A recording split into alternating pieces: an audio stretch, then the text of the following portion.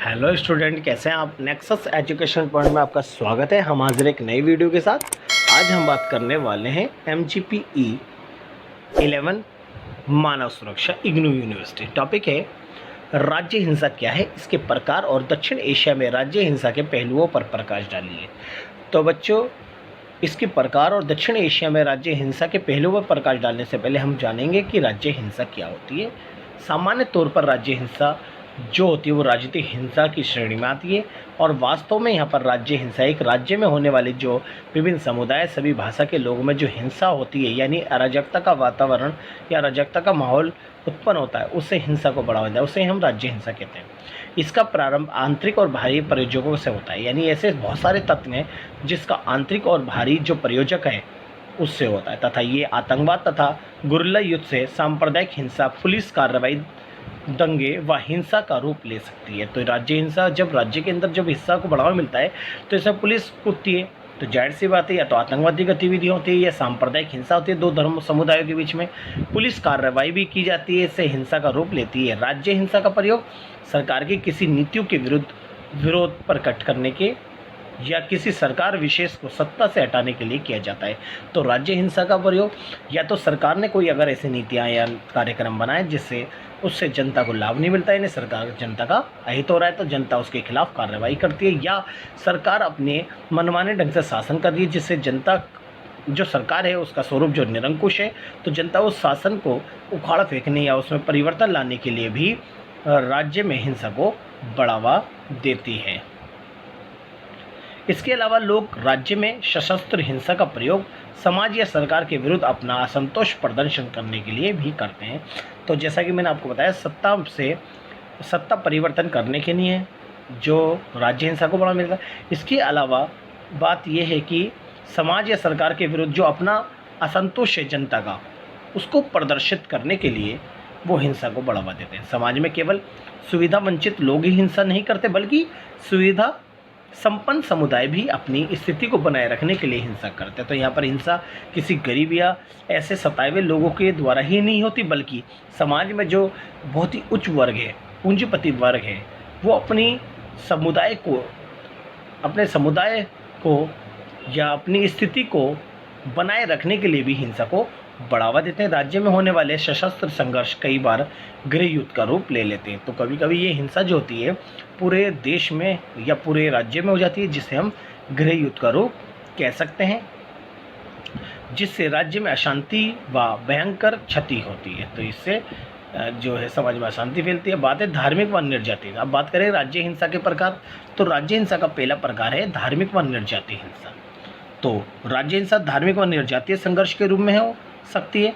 धार्मिक और अल्पसंख्यक निर्जातीय समूह अपनी एकता और पहचान के प्रति जागरूक रहते हैं, और यदि इस पर कोई आंच आए तो ये संघर्ष करने को तैयार रहते हैं। तो यानी अपने धार्मिक और निर्जातीय यानी आदिवासी लोग अपनी पहचान को बनाए रखने के लिए जो हिंसा करते हैं वो हम राज्य हिंसा कहते हैं। दूसरा है हमारा राजनीतिक द्वंद्व द्वारा राज्य हिंसा। जी, विभिन्न अभिजात वर्गों के बीच राजनीतिक द्वंद्व होने से राज्य हिंसा होती है। तो राजनीतिक द्वंद्व मतलब जो राजनीतिक दलों के अंदर जो घृणा होती है ना एक दूसरे के प्रति, उसे राजनीतिक द्वंद्व कहते हैं, और ये अभिजात वर्गों के बीच होती है। इसमें प्रदर्शन, सांप्रदायिकता, दंगे फसाद व तोड़ फोड़ के माध्यम से समर्थन जुटाने की कोशिश की जाती है। तो यहाँ पर तो राज्य हिंसा बढ़ता है और यहाँ पर लोगों का समर्थन प्राप्त करने के लिए ये सारी जो नकारात्मक गतिविधियाँ उसको बढ़ावा देते हैं। नेक्स्ट है आतंकवाद व राज्य हिंसा। राज्य हिंसा का आधुनिक रूप आतंकवाद है। इस प्रकार की विरोधपूर्ण कार्रवाई में ज़्यादातर युवा वर्ग भाग लेते हैं। कुछ आतंकवादी संगठन जैसे liberation tiger of Tamil Eelam, al Qaeda, फिलिस्तीनी guerrilla, Iron Republic Army, Naga खाड़कू इत्यादि सारे संगठन हैं जो आतंकवाद व राज्य हिंसा को बढ़ावा देते हैं। नेक्स्ट है विद्रोह व राजविद्रोह। विद्रोह व राजविद्रोह राज्य हिंसा का एक प्रकार है। राज्य हिंसा का एक प्रकार है। विद्रोह और राजविद्रोह जो कि आम असंतुष्टिकरण के कारण होती है।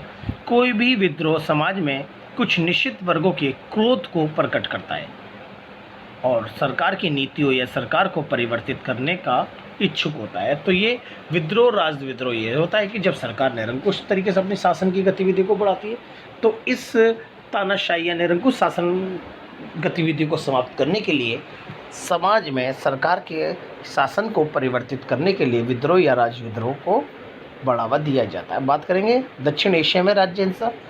दक्षिण एशिया, जो एशिया का दक्षिणी भाग को दक्षिण एशिया कहते हैं, इसमें 8 देश सम्मिलित हैं।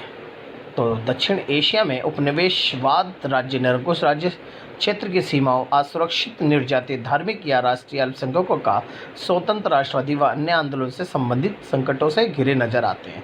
तो ये अगर मैं इस पैरे को अगर मैं सामान्य शब्दों में बात करूं तो जो दक्षिण एशिया है वो लंबे समय से उपनिवेशिक शासन के गुलाम था और उन्होंने भारत में इतने शोषण को बढ़ावा दिया और अपनी जो निरंकुश राज सत्ता है उसे भारत में थोपी और अपनी सीमाओं को भी निर्धारित किया, जिसके कारण जो निर्यातित, धार्मिक, अल्पसंख्यक लोग हैं उन्हें असुरक्षा उत्पन्न हुई।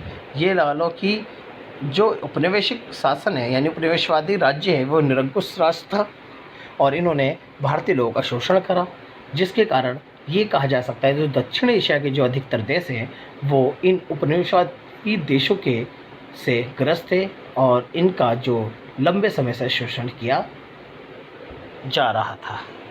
अब बात करते हैं श्रीलंका और पाकिस्तान के केस अध्ययन द्वारा इस तथ्य को स्पष्ट किया जा सकता है। अगर हम बात करें श्रीलंका और पाकिस्तान में भी काफ़ी हिंसा हुई है। दक्षिण एशिया में राज्य हिंसा हुई है। पाकिस्तान में समय समय सैनिक हिंसा हुई है, सत्ता परिवर्तित करी गई है, कभी कभी लोकतंत्र ने भी करी है। तो इस तरह से पाकिस्तान में समय के साथ साथ राज्य हिस्सा देखने को मिली है। और श्रीलंका में भी आज वर्तमान में अगर मैं बात करूँ सन 1931 में वयस्क मताधिकार मिला, यानी इसमें कहा गया कि जो श्रीलंका है उसमें 1931 से वयस्क मताधिकार मिल देगा। वो वहाँ पर सभी लोग मताधिकार देने के लिए तैयार हो चुके थे और सन 1948 में ब्रिटिश उपनिवेशवाद से स्वतंत्रता मिली। श्रीलंका में जातीय संघर्ष एक बड़ी राज्य हिंसा का सबसे बड़ा उदाहरण है। तो 1948 में अगर मैं बात करूं श्रीलंका आज़ाद हुआ था और ब्रिटिश उपनिवेशवाद से वो हल्के हल्के निजात पाता गया, भारत भी इनसे स्वतंत्र हो गया। श्रीलंका के मूल निवासी की जो श्रीलंका में जो मूल निवासी यानी जातीय संघर्ष एक राज्य हिंसा के रूप में प्रेजेंट हुआ है और श्रीलंका में जातीय जो राज्य हिंसा है वो सदैव देखने को मिली है। श्रीलंका के मूल निवासी सिंहली और बड़ी संख्या में भारतीय तमिल लोग श्रीलंका में रहते हैं। वहाँ पर जो श्रीलंका है, श्रीलंका के जो मूल निवासी है वो सिंहली है और भारतीय जो तमिल लोग हैं बहुत सारे जाकर वहाँ पर बस गए। जैसे कि आपने देखा होगा इंडिया में इंडियन है और जो बांग्लादेश से बहुत सारे लोग आकर भारत में बच जाते हैं। तो इससे भारत की जो राज्य व्यवस्था है वो डगमगाती है और यहाँ के भारतीय नागरिकों को उनका अधिकार नहीं मिल पाता, इसलिए ये बात की गई है। तो इस तरह से श्रीलंका में सिंहली और मूल निवासी थे और जबकि वहाँ से भारतीय लोग से गए हुए तमिल लोग वहाँ पर लंबे समय से अपना जीवन व्यतीत कर रहे थे। तो तमिल लोग भी वहाँ पर अपना बराबरी का हिस्सा चाहते थे। अगर सिंहली लोगों ने वहाँ के तमिल लोगों से बहुत ही भेदभाव किया तो तमिल लोगों ने एक लिट्टे नामक जो लिबरेशन टाइगर तमिल और फिल्म संगठन था उसकी स्थापना कर दी। वहाँ की सरकार ने अंग्रेजी भाषा के स्थान पर सिंहली को देश की भाषा घोषित कर दिया गया, जबकि तमिल अंग्रेजी भाषा को चाहते थे और तमिल नहीं चाहते थे कि सिंहली भाषा देश की राष्ट्रभाषा बने।